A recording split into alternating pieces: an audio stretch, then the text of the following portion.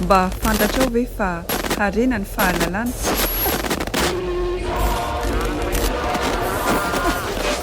Fantatrao ve fa harena ny fahalalana?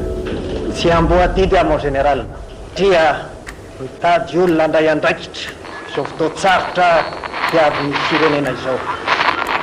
No misy soa ho an'ny tandazana dia vela lohan'ny politika.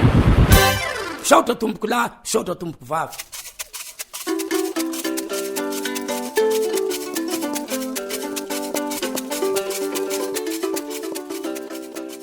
miarabanao tonga soa eto amin'ny fandaharana mba fantatrao ve. Fandaharana izay anaovana fitazana olompirenena na education civique eto amin'ny radio soa i Madagasikara. Amin'ity fandaharana androany ity dia fanehonkevitra momba ny adidy sy andraikitry ny olompirenena aorian'ny fifidianana no hitondrantsika fanazavana. Alohan'ny resona amin'ny lohahevitra dia tsara ny mampatsiahy fa ny rafitra demokratika dia rafi-pitantanam-panjakana izay mifototra amin'ny vahoaka masimandidy. Ny vahoaka masimandidy ny tompon'ny fahefana ary mamindra izany fahefana zany amin'ny olomboafidy amin'ny alalan'ny fifidianana. Zay mahatonga amin'ny fiteny hoe ny demokrasia dia fahefan'ny vahoaka, avy amin'ny vahoaka, ho an'ny vahoaka. Fahefan'ny vahoaka satria vahoaka masimandidy ary avy amin'ny vahoaka, zay voalazantsika teo hoe mamindra ny fahefana amin'ny olomboafidy amin'ny alalan'ny fifidianana, fa indrindra ho an'ny vahoaka mba ahafahan'ireo olomboafidy mametraka volavolan'asa ho fampandrosoana ny firenena ho fanasoavana ny vahoaka ao aminy. Arak'izany, ny olomboafidy dia natao hitsinjo izay hahasoan'ny firenena sy ny vahoaka manontolo. Ny olomboafidy indray avy eo no manendry ireo olomboatendry isan'ambaratongany anatanteraka ny lamin'asa hampandrosoana ny firenena. Ohatra, rehefa voafidy ny volavolan'asa dia izy ny manendry ny prime ministre hanatanteraka ny volavolan'asa izay nifidiana ny vahoaka azy. Ary ny prime ministre indray no manendry ny ministra hiara-miasa aminy ao anatin'ny gouvernementa. Ny filakevitry ny ministra no anendrena ireo mpiasa-panjakana ambony any amin'ny ministera isan-karazany. Raha fitinina zany ny antsoina hoe mpitondra ao anatin'ny rafitra demokratika dia ny fitambaran'ny olomboafidy, ny olomboatendry sy ireo mpiasa-panjakana rehetra fa indrindra ny mpiasa-panjakana ambony, sivily sy miaramila.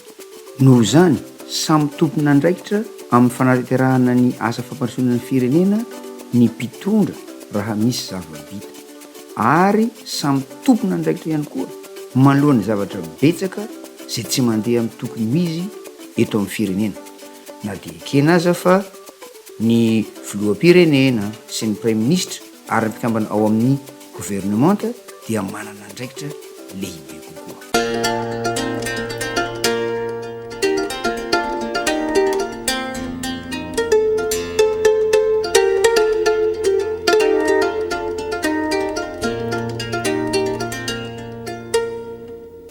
Ankehitriny ary satria vita zay ny fifidianana volavolam-pirenena, ny fifidianana solombavam-bahoaka sy ny ben'ny tanàna, dia tsara ny mampatsiahy fa ny fifidianana ny filohan'ny fokotany sy ny loholona, zay indray ny fifidianana manaraka sady mamarana ny taom-pifidianana 424 524. Inona ary ny adidy sy andraikitry ny olompirenena aorian'ny fifidianana. Ao amin'ny fandaharana momba ny asa sy andraikitry ny solombavam-bahoaka dia efa nampatsahivina antsika voalaza ao amin'ny ampandrosoana andin'ny faha-20 izay milaza fa ny anteny miera-pirenena sy ny anteny miera-ndoholona no mandrafitra ny anteny miera. Izy no mandany ny lalàna sy manara-maso ny asan'ny gouvernementa ary ny fanaovana tombana ny politika mpanjakana. Mazava tsara zany fa ny asa sy andraikitry ny solombavam-bahoaka sy ny olona dia ny mandany ny lalàna, manara-maso ny asan'ny gouvernementa, manao tombana ny politika mpanjakana. Ka raha tena manao ny asa ny solombavam-bahoaka sy ny olona dia anjaran'izy ireo no manao tatitra amin'ny vahoaka ny fidy azy momba ny asan'ny gouvernementa. Noho zany dia adiditsika entina no mitaky tatitra avy amin'ireo solombavam-bahoaka zay betsaka no nanao fampanantenana foto-drafitrasa nandritra ny fampelezan-kevitra nefa mpanao lalàna no asan'izy ireo. Tamin'ny fandaharana momba ny commune dia efa nampatsahivina antsika ihany koa ny voalaza ao anatin'ny lalam-pandrenana andininy faha 250 milaza fa ny fokon'olona nalaminao fokotany eo anivon'ny commune no fototsy ny fampandrosoana sy ny firindrana eo amin'ny lafin'ny fiarahamonina sy ny kolotsaina ary ny tontolo iaina. Ampatsahivina ihany koa fa ny tompon'andraikitra eo amin'ny fokotany dia mandray anjara amin'ny famolavolana ny fandaharan'asa momba ny fampandrosoanan'ny commune ao aminy. Io lay atsotsika hoe programme communal de développement na PCD, ka tsy lojika hoe ireo filohan'ny fokotany ireo de tendren'ny chef district, fa sady tsy fanajana ny fifidianana ifotony zany no tsy fanomezana lanja ny commune zay lazaina fa fototsy ny fampandrosoana, ka tokony hangatahana ny fanafoanana ny didim-panjakana laharana 7 tsipika 7,7 mametraka ny fandaminana ny fiasa ary ny andraikitry ny fokotany zay nanova ny andinin'ny fahadimy tamin'ny didim-panjakana laharana 4,7 tamin'ny 3 martsa 4,7 milaza hoe ny sefo fokotany sy ny lefiny dia tendrena amin'ny alalan'ny didim-pitondran'ny chef district aorian'ny fifidianana azy ireo mitokana. Fandaniana amin'ny Antsasamanila ataon'ny olona 12 taona no mihoatra eo amin'ny fokon'olona zay novoriana manokana ho an'izany anaovana fivoriam-be na ampiatsoin'ny chef district. Ho an'ny commune Antanandehibe na Antananarivo manokana dia ny préfet-ny polisy no manindry ny chef fokotany sy ny lefiny amin'ny alalan'ny didim-pitondrana.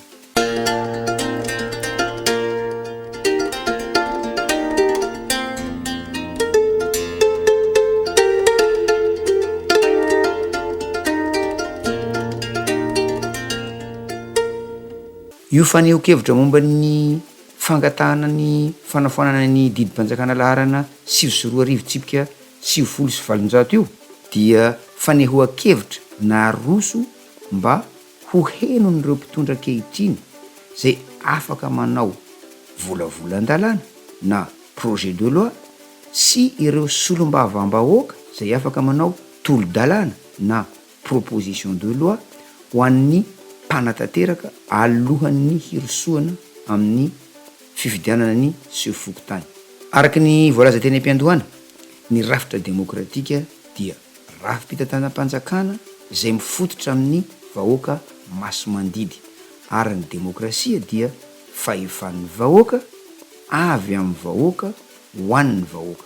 Noho izany dia aoka isika entina mba tsy hanaiky hataon'ny mpitondra fitaovana hakany izy ireo fahefana tsy misy tamberina andraikitra isaky ny fotoanany fampielezan-kevitra itsony, fa toy ny hoe manome azy ireo alalana hanao zay tiany atao aorian'ny fifidianana. Aoka isika entina ho sahy hangataka tatitra amin'ny fanatanterahana ny fampanantenana zay nataon'ny filoham-pirenena sy ny ben'ny tanàna eran'ny Madagasikara amin'ny programa zay nifidianantsika azy ireny. Adiditsika entina no mitakitatitra isam-paritany, isam-paritra sy isaky ny commune avy amin'ireo solombavam-bahoaka hoe aiza ho aiza ny fanatanteranareo fampanantenana nataon'ny filoham-pirenena zay efa lasa tetikasa fampandrosoana ny firenena sy fandaharan'asa mpanjakana kapobeny na ny hoe PGE na programme général de l'État, mba hahafantarana hoe inona ny efa vita, inona ny mbola eo andalam-panatanterahana ary inona ny mbola tsy vita.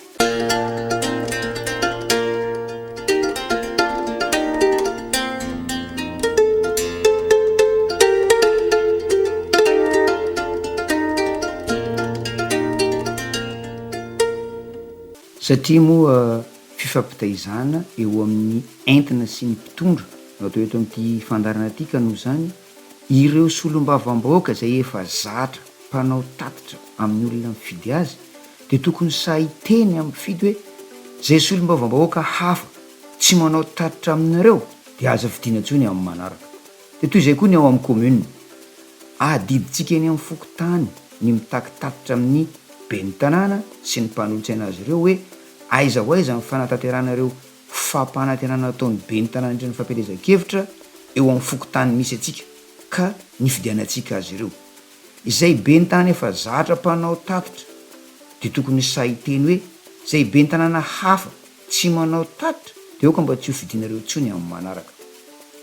Ola hitondrantsika fanazavana io fifampitaizana tokony hisy eo amin'ny olomboafidy sy ny mpifidy ny tamberina ndraikitra tokony ataon'ny mpitondra amin'ny entina amin'ny manaraka mba hisoroana ny fakanany fahefana avy amin'ny vahoaka masimandidy isaky ny 5 taona amin'ny fifidianana fa tsy hita zay tena hoe ezaka fanatsarana ny fiainan'ny vahoaka zay miasarotra. Dia zay no azo ambara mahakasika ny adidy sy andraiky ny olompirenena aorian'ny fifidianana ka dia misaotranao naritra ny eno hatramin'ny farany ary manasanao sahady anaraka ny fandaharana manaraka.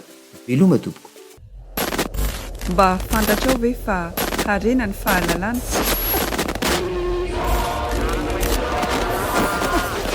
Mba fantatrao ve fa harena ny fahalalana? Tsy amboadidy amo général dia mitady olona andray andraikitra zao fotoatsarotra tiavy firenena izao. No ny soa ho antanindrazana dia vela alohan'ny politika. Saotra tomboko lahy, saotra tomboko vavy.